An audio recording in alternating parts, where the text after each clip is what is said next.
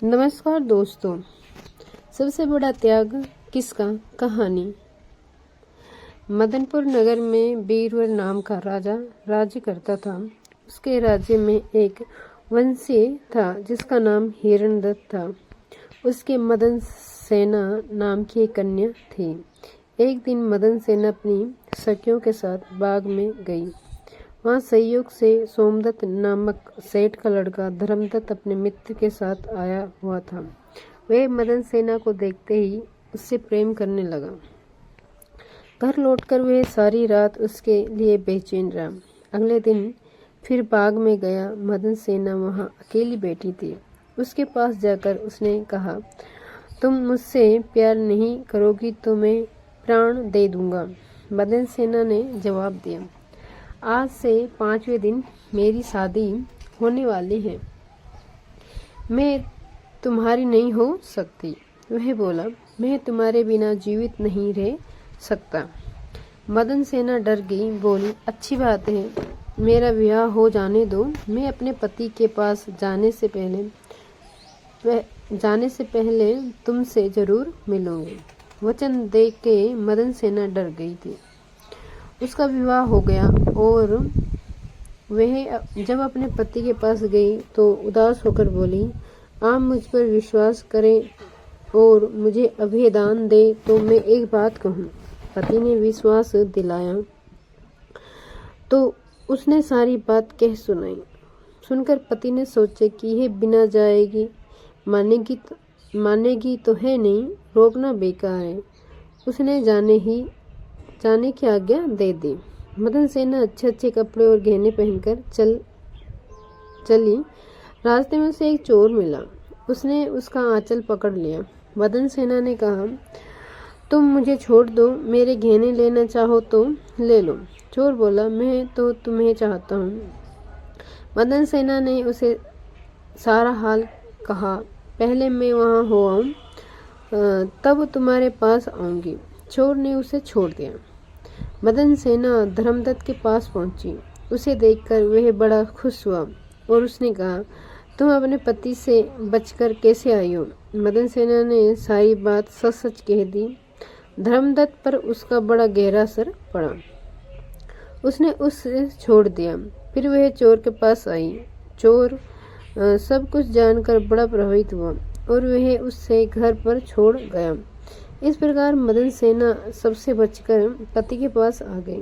पति ने सारा हाल कह सुनाया तो बहुत प्रसन्न हुआ और उसके साथ आनंद से रहने लगा।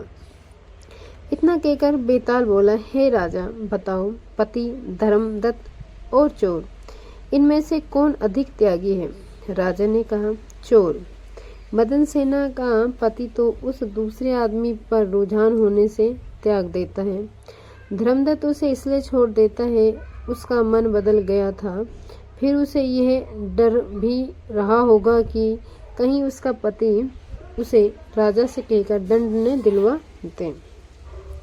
लेकिन चोर का किसी को पता नहीं था, फिर भी उसने उसे छोड़ दिया। इसलिए वह इन दोनों से अधिक त्यागी था। राजा का ये जवाब सुनकर बेताल फिर पेड़ पर जा लटका और राजा जब उसे लेकर चला तो उसने ये कथा सुनाई। सबसे कोमल कौन सी राजकुमारी। गौड़ प्रदेश में बदमान नाम का एक नगर था जिसमें गुणशेखर नाम का राजा राज्य करता था। उसके अभय चंद नाम का दीवान था। उस दीवान के समझाने से राजा ने अपने राज्य में शिव और विष्णु की पूजा, गोदान, भूदान, पिंडदान आदि संबंध कर दिए। नगर में डोगी पिटवा दी कि जो कोई ये काम करेगा उसका सब कुछ छीनकर उस नगर से निकाल दिया जाएगा। एक दिन दीवान ने कहा, महाराज, अगर कोई किसी को दुख पहुंचाता है और उसके प्राण लेता है तो पाप से उसका जन्म मरण नहीं छूटता, वह बार बार जन्म लेता है और मरता है। इससे मनुष्य का जन्म पाकर धर्म बढ़ाना चाहिए। आदमी को हाथी से लेकर चींटी तक सबकी रक्षा करनी चाहिए। जो लोग दूसरों के दुख को नहीं समझते और उन्हें सताते हैं, उनकी इस पृथ्वी पर उम्र घटती है और वे लूले, लंगड़े, काने, बहरे, बोने होकर आदि जन्म लेते हैं। राजा ने कहा, ठीक है, अब दीवान जैसे कहता राजा वैसे ही करता। देवयोग से एक दिन राजा मर गया।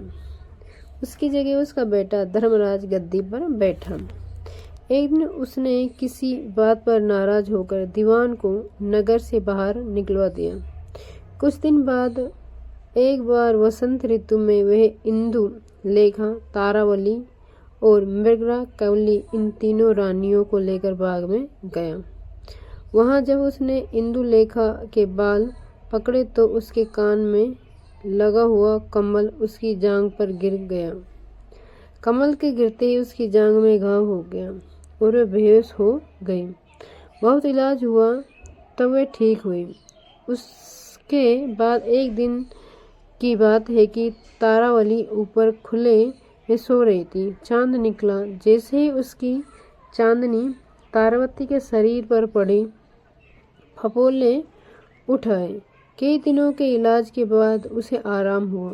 उसके बाद एक दिन किसी के घर में मूसलों में धान कूटने की आवाज़ हुई। सुनते ही मृगरा कवली के हाथों में छाले पड़ गए। इलाज हुआ तब जाकर ठीक हुए। इतनी कथा सुनाकर बेताल ने पूछा, महाराज बताएं, इन तीनों में सबसे ज्यादा कोमल कौन थी? राजा ने कहा, मृग कवली, क्योंकि पहली दो के घाव और छाले कमल और चांदनी के छूने से हुए। तीसरी ने मूसल को छुआ भी नहीं और छाले पड़ गए। वही सबसे अधिक सुकुमार हुई। राजा ने इतना कहते ही बेताल 9-2-11 हो गया। राजा बेचारा फिर मसान में गया और जब वह उसे लेकर चला तो उसने एक और कहानी सुनाई।